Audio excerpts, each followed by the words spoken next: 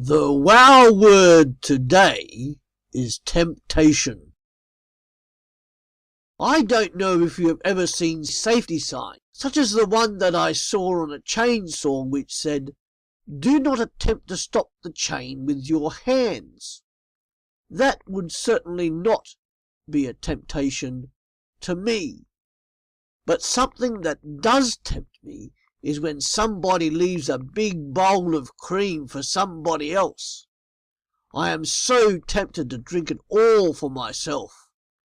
Trouble is, I would end up looking like the cat that had the cream, and they would instantly know it was me that had had it. Ah! Temptation. Temptation to sin. We all face it as Christian disciples. Who are we tempted by? We are tempted by the archenemy, the devil.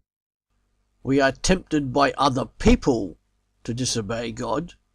We are tempted to disobey God by our old nature, fighting against our new nature given to us by God.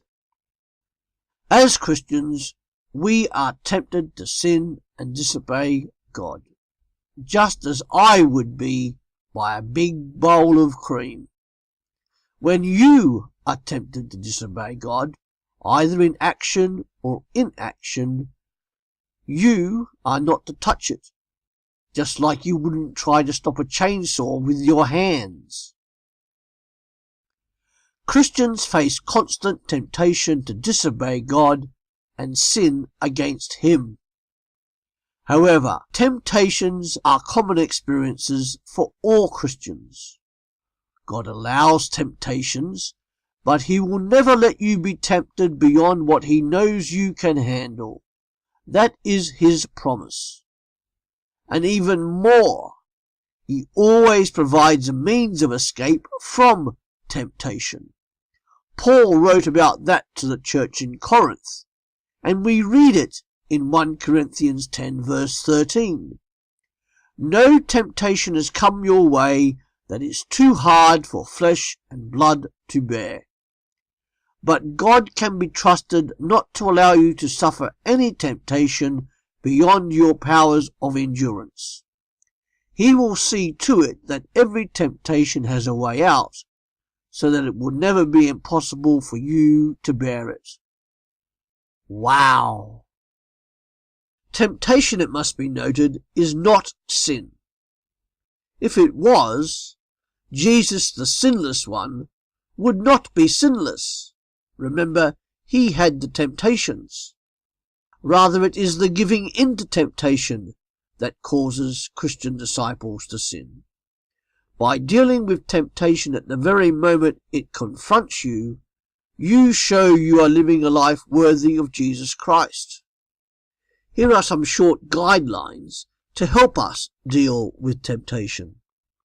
Remember the need to love God with a greater love than whatever is tempting us. Remembering and acknowledging that sin's power was nullified by Jesus' death on the cross. Remembering that as Christian disciples, we are to continue living under the control of the Spirit's power, the Holy Spirit who lives within you. Wow! And empowering you. Double wow! Remember that you are, as a Christian, to be living a moment-by-moment dependence in faith on the Holy Spirit's power and making conscious decisions by an act of your own will to benefit from the Holy Spirit's power and assistance. He will help you if you ask. Remember to continue to grow as a Christian disciple. And one of the main keys to growing as a Christian disciple is to submit everything to God and keep on submitting everything to God. You are growing more in love with God, and therefore your desire to disobey Him becomes increasingly less. Finally, here is another wow for you.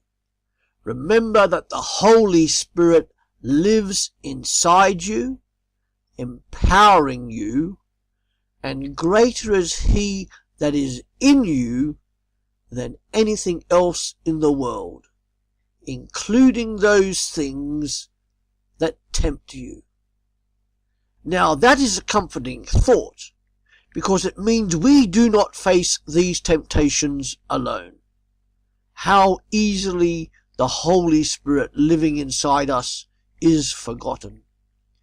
So next time you are faced with temptation to sin and be disobedient to God, pray and ask for God's help out of temptation. However, be prepared for the answer, because it may not be the answer you expect. Be alert to the possibilities to escape temptation. If you have specific sins that entangle you habitually, ask the Holy Spirit. He will help you avoid the temptation. It may also mean that you are to avoid the situation or circumstance where you are being tempted.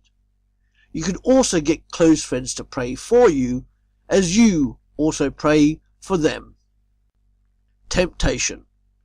How's that for a wow word?